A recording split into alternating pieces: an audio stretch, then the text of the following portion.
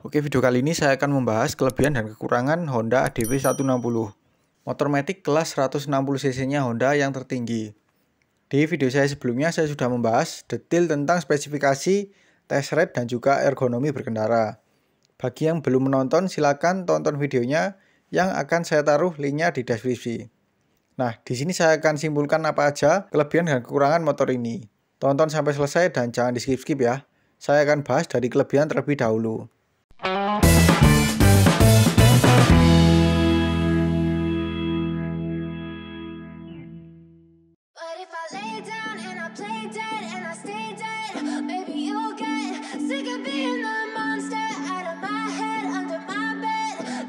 Desain Honda ADV 160 ini mengusung tema Matic Adventure. Karakternya lebih kaku secara garis desainnya. Tapi ya karena kakunya itu yang membuat kesan motor ini jadi lebih terasa aura adventure-nya.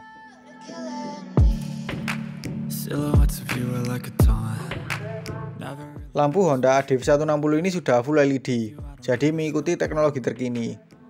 Lampu depan LED putih, sein LED, dan lampu belakang serta lampu plat nomor juga LED. Ini kalau yang mau modifikasi lampu, tinggal tambah lampu sorot yang bisa nyala kuning dan putih.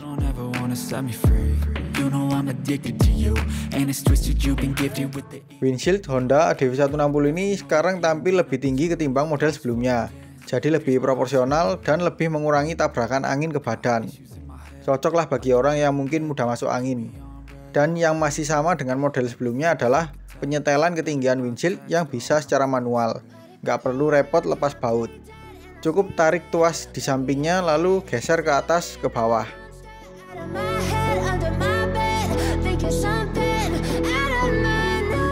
Panel info digital Honda ADV 160 punya kesamaan dengan model sebelumnya, yaitu full digital negatif display. Namun untuk yang sekarang lebih segar, karena yang sekarang lebih lebar atau persegi panjang. Peletakan infonya juga lebih mudah dipantau dan dipahami. Tidak seperti model sebelumnya yang menurut saya cukup membingungkan, apalagi kalau masih awal-awal pakai. Kemudian untuk tombol merubah menu di panel infonya ditempatkan terpisah, dan bentuknya itu jauh lebih keren daripada sebelumnya. Lebih keren dan premium, dan pengoperasiannya juga lebih mudah dipahami.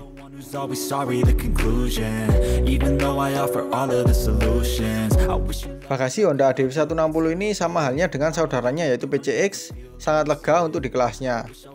Bisa muat helm dan jas hujan dengan leluasa, dan masih ada sisa buat barang-barang kecil lainnya. Ini sih sudah lebih dari cukup untuk akomodasi dalam perjalanan, apalagi ditambah top box, sudah siap touring.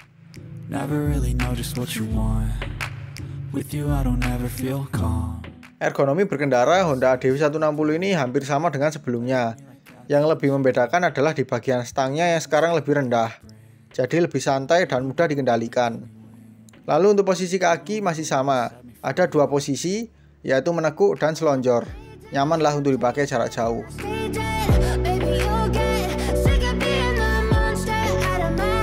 Untuk ergonomi penumpang di Honda ADV 160 ini menurut isi saya, ketika saya bonceng pakai motor ini sih bilangnya nyaman. Joknya cukup memadai, posisi kaki kepijakan juga pas, jarak ke pengendara juga dekat, dan joknya ini dimensinya sedikit lebih panjang, membuat lebih leluasa bergeser.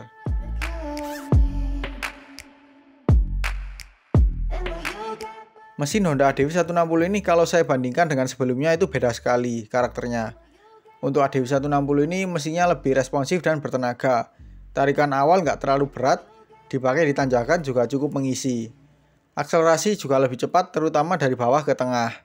Dan yang terpenting, ketika saya mencoba motor ini nggak ada getaran mesin di tarikan awal seperti sebelumnya. Orang-orang bilangnya gerdek ya, itu benar-benar halus di Honda ADV 160 ini.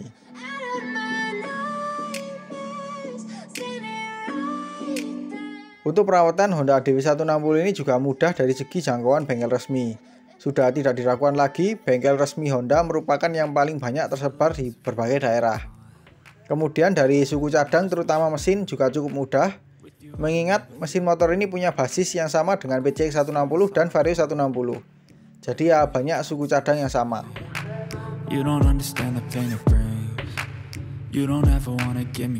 Setelah membahas kelebihan, sekarang saya akan membahas kekurangan Honda ADV 160 ini. Got me coming back for more, even when I've been screwed. Dolls full of pins, pierce my heart straight through. Honda Dewi 160 ini sebenarnya punya akomodasi yang sangat memadai di bagian bagasi.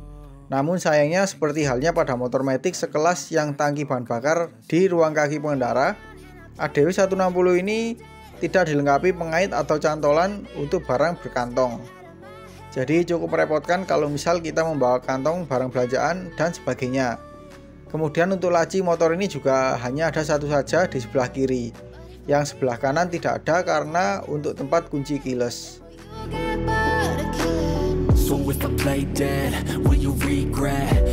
Tempat duduk Honda Dewi 160 ini secara dimensi sudah cukup dan sesuai untuk di kelasnya. Namun di sini dari ketebalan busanya kurang sih, serta kontur busanya cukup kaku. Jadi kalau diduduki dalam berkendara cukup lama akan terasa pegal di pantat.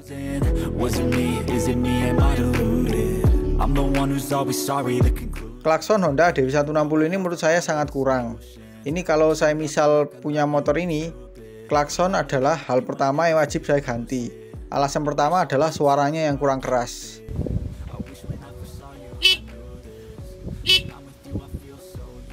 Kedua, karena penempatan klaksonnya cukup ke bawah, makin terasa kalau kurang. Ini mungkin klaksonnya sama seperti motor-motor matic kecilnya, bahkan masih lebih nyaring matic kecilnya. Harusnya dari bawahnya pakai yang lebih keras suaranya, mengingat motor ini kan juga dimensinya cukup besar dan harganya juga mahal.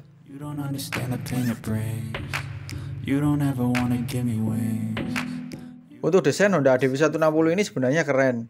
Namun kekurangannya ada pada perubahan dari model sebelumnya yang terkesan hampir tidak ada bedanya. Karena yang paling terasa masih sama adalah lampunya. Ya memang masih pakai desain yang sama.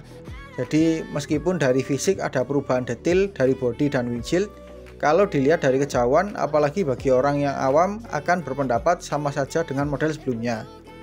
Cukup sulit memang untuk orang awam kalau mengakui ini banyak perubahannya. Jadi mengingatkan pada CBR 250RR yang baru.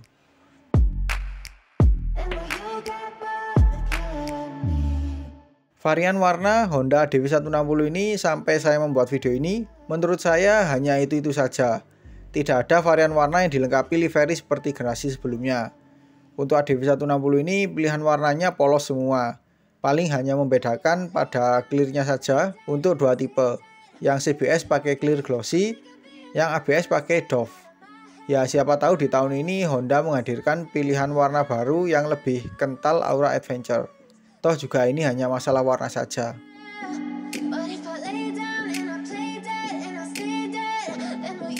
Getaran mesin Honda Dewi 160 ini menurut saya sudah cukup baik karena efek gredeg pada tarikan awal halus. Namun yang masih cukup mengganggu adalah getaran mesin pada saat berhenti. Itu terasa bahkan sampai ke stang, apalagi dalam posisi tarik tuas rem semakin terasa getarnya. Ini mungkin karena peredam sambungan mesin ke rangka yang kurang baik, jadi efek getaran mesinnya sampai ke stang.